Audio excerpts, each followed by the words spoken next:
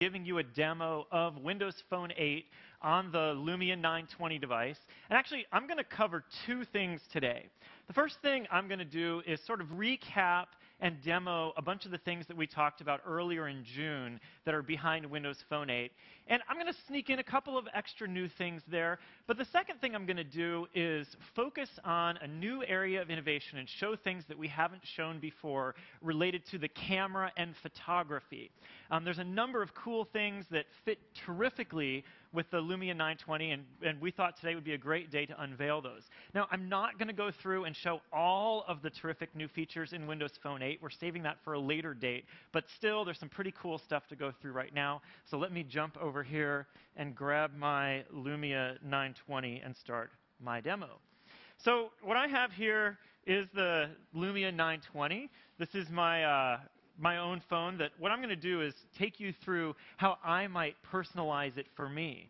As Joe and Stephen both alluded to or mentioned, we intend for Windows Phone 8 to deliver the most personal experience that anyone can get on a smartphone. And one of the main ways that we're going to do that this year is through our evolution of the Start experience. So I'm going to begin here by taking this relatively generic Start experience. I've signed into my Facebook account, I've signed into my Exchange account, but I want to customize it so that it suits me, bringing the people and things that I care about right to the front and center so they're faster and easier to get to. So the first thing I'm going to do here is go into the People Hub. And I'm going to find my wife. The top priority for me in my smartphone experience is having fast access to my wife, seeing what she's up to as she posts photos, as she sends me texts, all kinds of messaging. And then what I'm going to do is take both myself there at left and my wife. I'll press and hold here. I'm going to turn these into our new small size live tiles. That's new in Windows Phone 8. And then I'm going to take each of these and scooch them up a little closer to the top of the screen. I'll put myself right there. I'll grab my wife and move her up here. And there you go. So now I've got my own me tile handy. So if I want to post quickly to Facebook or Twitter, that's just a quick thumb press away. And now my wife is available and handy. That games tile right up there, I love playing games on my phone. There's a lot of games that I'm spending a bunch of time with. But I'm going to scooch it down here because what I want to do on my start screen is really focus on people up at the top. So instead of the games tile, I'm going to grab my photos tile here, which today is a large tile on Windows Phone 7, but now on Windows Phone 8, I can shrink it down to a medium size. And I'm going to scooch it up there, so I'm building this space at the top that I'm going to dedicate to the people that I want to stay in touch with. And now I need to fill in that black gap there, so let's go grab a couple more people.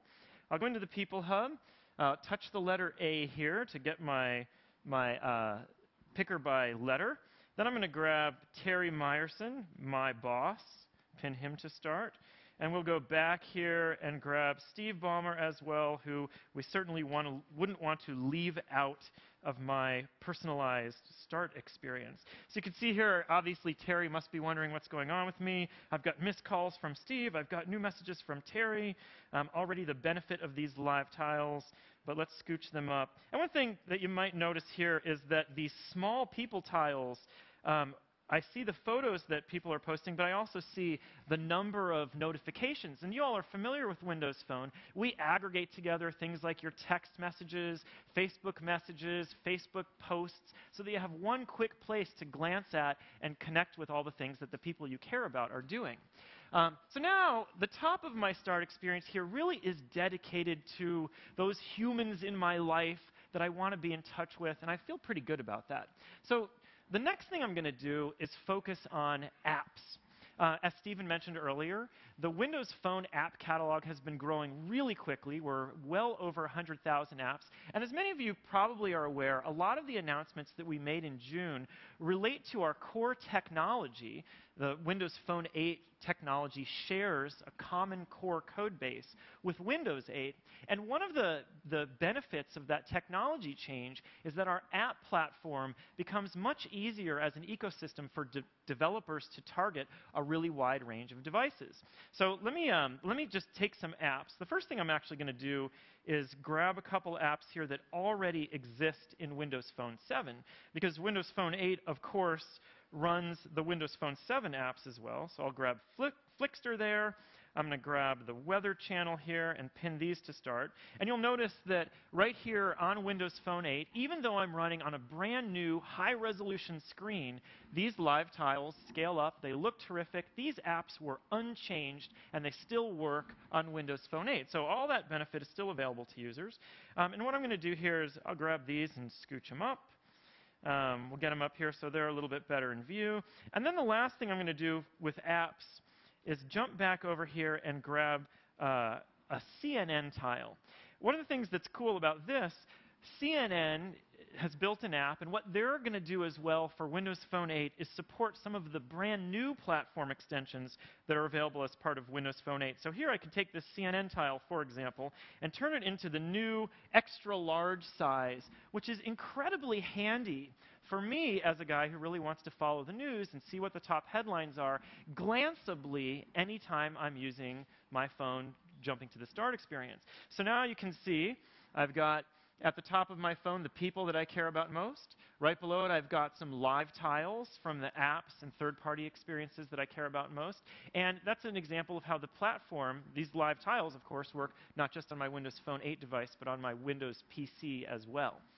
The last thing that I want to do in terms of customizing my start experience and recapping some of what we talked about in June is bring the web into this story as well. So I'm going to go to IE, and I'm coming up on a blank page right here. But I want to do a quick thing, because we've mentioned that we intend for Windows Phone 8 to be really personal. And there's another nice little feature that we've done here to make IE itself also more personal. So you see that the button right up there next to the edit control that you can press to refresh? While that is nice, it's not what I personally would rather see every day when I use IE. So I'm going to go into settings here, and I have a few choices here. I can change that to a favorites button or change it to a tabs button. I'll choose tabs and go back, and now I've got a tabs button right there, super handy. I can touch that with one press, and now I can see all the open tabs that I have in IE10. So I'm going to choose Pulse here. I'm sure you all are familiar with Pulse. Pulse is a news aggregator, and what's interesting about this example is this is Pulse's new HTML5 website.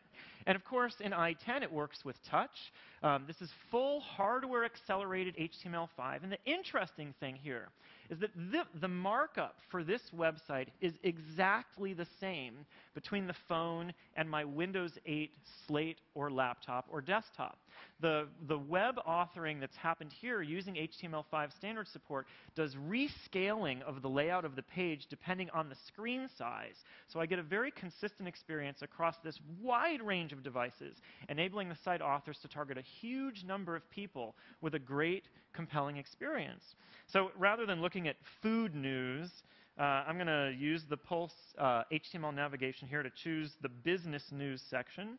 And you can see here it's a nice looking layout, fits here. What I'm going to do is actually pin that to my start experience as well. So I'll pull up the app bar menu, choose Pin to Start, and now I've got excellent HTML5 website right there as part of my customized start experience. So I feel pretty good now. I've got the people that I care about most, the apps, both some old apps and some new apps, and a website all building up this new, highly personalized experience for me. And what I want to do is something that's new, which we haven't announced yet. I want to share that with a bunch of my friends. So I'm going to use one of the new features in Windows Phone 8, and I'm going to press the power and home button here. We'll just press there. You heard that sound. You saw that flash. And up on top it says, saving to screenshots. So Windows Phone 8 now supports screenshots. I know some of you bloggers out there have been waiting, wondering when this feature will be available. Well, here it is. And just to show you how the task completes, I'll go into my Photos hub, where I'm going to spend some time because I want to really get into some of the new photography things that we've done in Windows Phone 8. I'll go into my Albums view, and you'll see there's my camera roll, my saved pictures. I've got all my SkyDrive and Facebook albums in here, so they're super easy to get to. And here is my screenshot list. I've got a bunch of screenshots. Here's the one I just took. And now for me, sort of a historic moment, I'll go into Share. Lots of ways I can share. I can share via tap and send with NFC. I could share via Facebook, OneNote. What I'm going to do is take this and post to Twitter, first ever WP8 public screenshot. Whoops. There we go. And we'll post that to Twitter. Twitter is confirming that it should use the photo that's stored on SkyDrive. So I'm going to say OK. That photo is now published to SkyDrive. I've now tweeted out to all my followers on Twitter my own personalized start experience. And one of the things that we tried to capture here was a number of these customized start experiences to give you a sense for how widely Windows Phone can cover the interests and desires of people who are obviously all very different. So there's my customized start screen. Here's another example we made that's a lot more sort of simple and direct, reminiscent of the Windows Phone 7 visual look and feel with a focus on the